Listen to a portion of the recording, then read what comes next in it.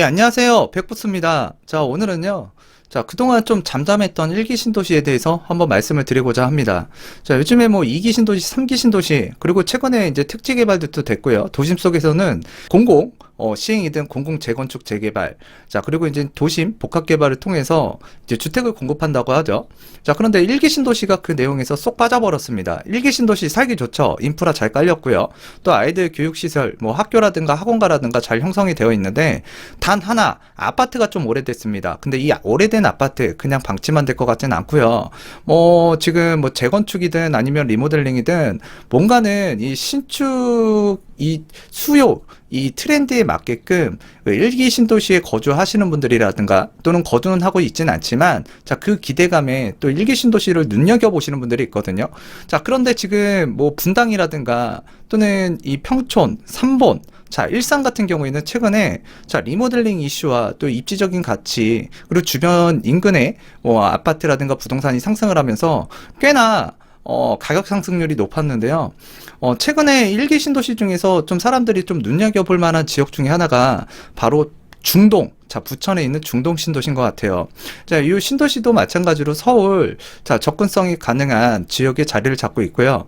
최근에 뭐 광역교통망, 제일 지금 이슈가 되고 있는 게 뭐 GTX B 노선과, 그리고 지금 앞으로 6월 달에 이제, 발표가 될, 내용에서는 또 GTX D와 관련해서 굉장히 후끈후끈한 지역 중에 하나라고 보시면 되는데, 저 기존에는 이 남부 쪽에서는 1호선이 지나가고 있고, 또 지금 이 중동 신도시 쪽으로는 강남권으로 이동이 가능한 7호선이 지나가고 있습니다. 자, 그와 관련해서 1기 신도시 전반적으로 간략하게 한번 살펴보는 시간 갖도록 하겠습니다.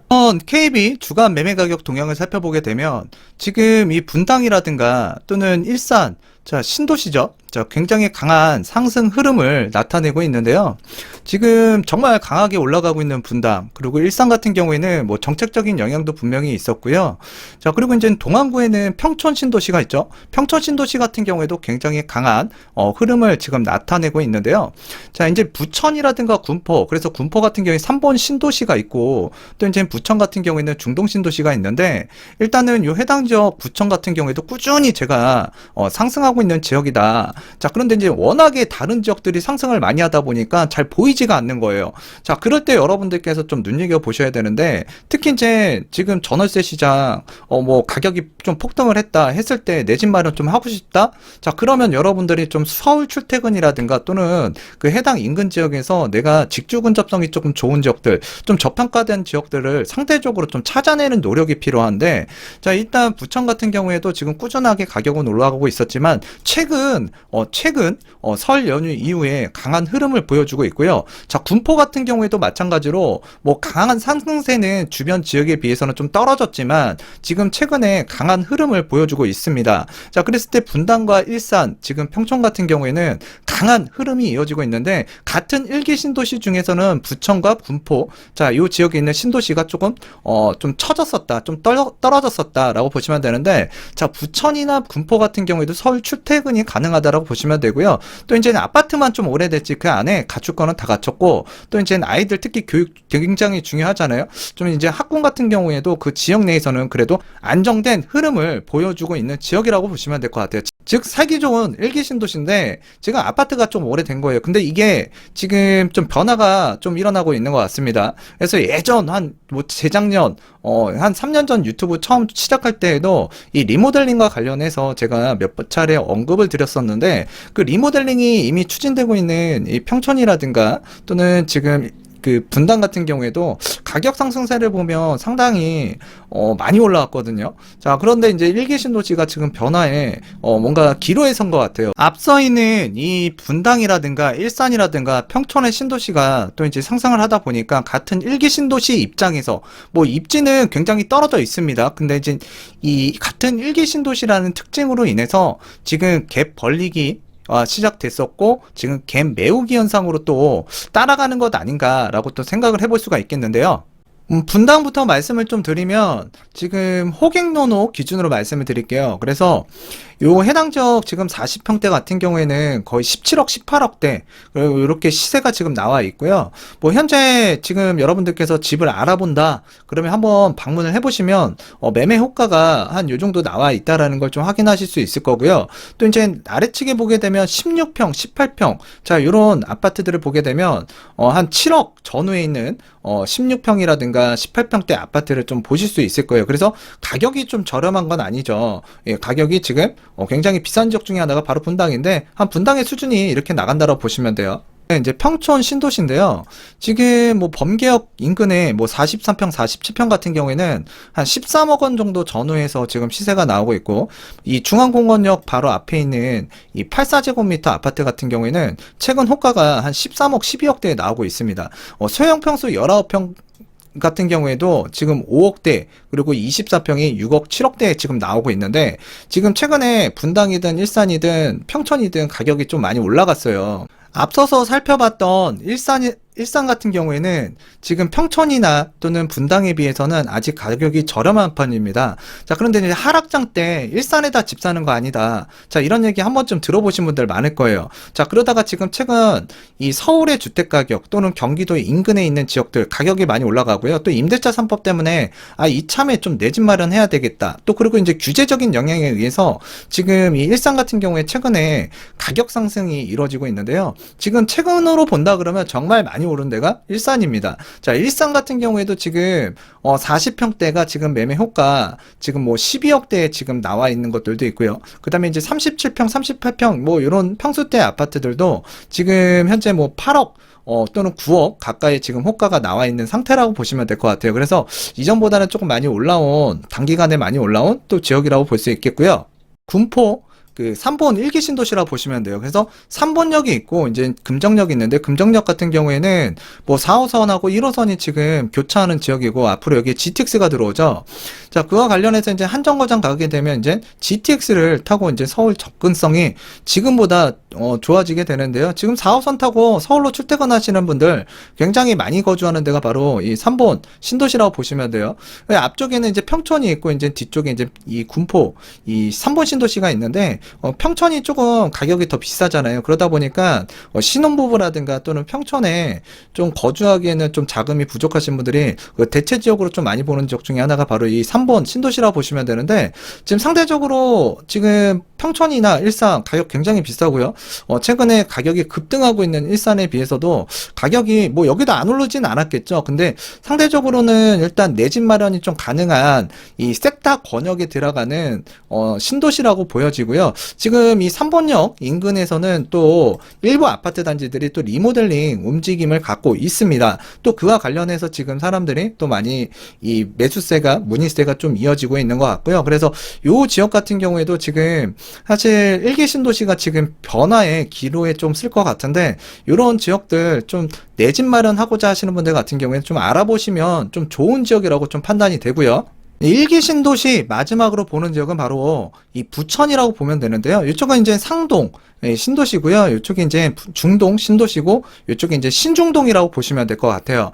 자, 그랬을 때 이제 상동 같은 경우에는 20년 차 이제 전후에 이제 위치하고 그러니까 연한이 된 아파트가 많고요. 또 이제 중동이나 신중동 같은 경우에는 30년 차가 조금 안 되는 27년 차, 28년 차 아파트가 많다라고 보시면 돼요. 자, 그랬을 때 이쪽 해당에 이제 노선이 하나 지나가죠. 이 노선 같은 경우에는 이제 강남권으로 이어지는 그 7호선이 지나가고 있다라고 보시면 될 것 같아요. 이 부천 같은 경우에는 지금 교통 호재가 지금 이쪽 부천 종합운동장이라고 있습니다. 자, 그래서 이제 춘희역이 있고 여기가 이제 신중동역이고요. 여기가 부천 시청역인데 지금 뭐 한정거장, 두정거장, 세정거장 또는 한정거장, 두정거장, 한정거장만 가게 되면 지금 여기는 GTX B가 이제 정차하는 역사로 또 알려져 있고요. 최근에 경기도 안 그리고 인천시에서 제안한 그 안을 보게 되면 GTX D 노선 자 공통적으로 들어가는 게 지금 이 부천 종합 운동장 얘기가 좀 많이 나오고 있습니다. 자, 그랬을 때 요 지역들 또 지금 이런 교통 호재도 있는데 사실상 지금 요 해당 지역이 앞서서 살펴봤던 평촌이나 분당이나 일산에 비해서는 가격이 조금 덜 상승률이 조금 덜했던 것 같아요. 그와 관련해서 한번 말씀을 드리고자 합니다.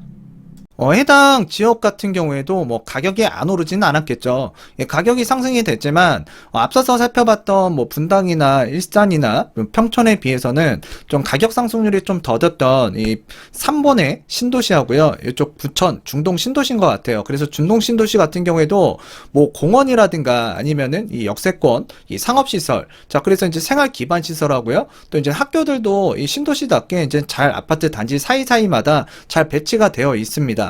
자, 그래서 이 서울 출퇴근이 가능한 지역이고요. 또 이제 반대쪽으로 가면 또 인천권역에 또 남다르게 또 일자리가 많은 지역이거든요. 그런 지역에 딱 중간에 위치하고 있는데 사실 이쪽이 지금 다른 신도시에 비해서는 좀 그래도 저평가되어 있지 않나라고 판단이 되는데 자, 이런 지역들이 지금 갭 메우기 현상으로 이제 다른 일기 신도시 상승률만큼 따라갈 수 있다라고 판단이 되거든요. 자, 그래서 이쪽 해당 지역들 여러분들이 뭐 20평대가 됐든 30평대가 됐든 좀 6억 원까지는 또 디딤돌 대출이 가능하잖아요. 그래서 6억 원 정도면은 사실 이제 하이 아파트라고 하는데 지금 뭐 서울에서 그 자금 가지고 주택 매수하기 어렵고요. 좀 더 가까이 있는 뭐 광명이라든가 또는 뭐 성남이라든가 이런 지역도 구리라든가 이런 데 가보시면 좀 매입하기가 좀 힘들어요. 근데 이제 모든 편의생활 시설이 갖춰진 일기 신도시, 자, 이 흐름들을 조금 여러분들이 눈여겨보실 필요가 있다라는 차원에서 말씀을 드렸고요. 물론 집을 사고 파는 거는 안 산다라는 거는 그 본인의 선택이에요. 근데 지금 집을 이참에 내가 좀 매수를 해야 되겠다 계획 잡으신 분들 또는 지금 내가 이 앞으로 진짜 봄철이 지나고 나면은요 또 이제 이 전세난 월세난 어떻게 될지 몰라요. 그래서 그래도 내가 불안한 마음에 그래도 집을 한번 알아봐야겠다라고 생각하신다 그러면 지금 이런 지역들도 한번 임장을 다녀보신다 그러면 많은 도움이 될 것 같아서 말씀을 드린 거고요. 지금 최근 뉴스를 보게 되면 일기 신도시에 부는 리모델링 열풍, 그래서 분담금 컨설팅 등 경쟁률도 58대 1. 그러니까 리모델링을 하는 데 있어서 이제 컨설팅을 받아야 될 거 아니에요. 아파트 입장에서도. 그 컨설팅을 해주는 그 회사들도 이 아파트 단지 컨설팅 해주고 싶다. 경쟁률이 58대 1. 굉장히 치열한 거죠. 그래서 1990년대에 이제 조성된 일기 신도시를 중심으로 해서 수도권 아파트 시장이 이제 본격적으로 리모델링 열풍이 이제 불 수가 있을 것 같은데요.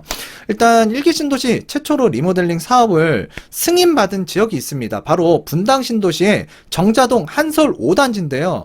자, 이게 이제 리모델링 시대에 또 개막을 알릴 수 있는 또 신호탄이 될 것 같아요. 또한 평촌에 가게 되면 이 성경 2단지 그리고 이제 뭐 우성 3단지 아파트, 그래서 소형 평수로 구성된 아파트 단지인데 지금 이 아파트가 지금 8억 막 9억 호가가 가고 있습니다. 이 아파트들도 지금 리모델링을 진행하고 있는 단지거든요. 한서울 5단지 같은 경우에도 예전부터 리모델링을 제가 말씀드릴 때 언급해드렸던 단지 중에 하나였는데요. 하여튼 요 기사 내용 같은 경우에는 제가 링크를 걸어 드릴 테니까요. 한번 읽어 보시고요. 하여튼 어느 단지라도 먼저 사업이 승인돼야 후발주자가 이제 사업하기가 쉬울 것이다. 자, 그래서 이제 시공사는 요 해당 한서울 5단지 같은 경우에는 포스코 건설과 이제 쌍용 건설인데요.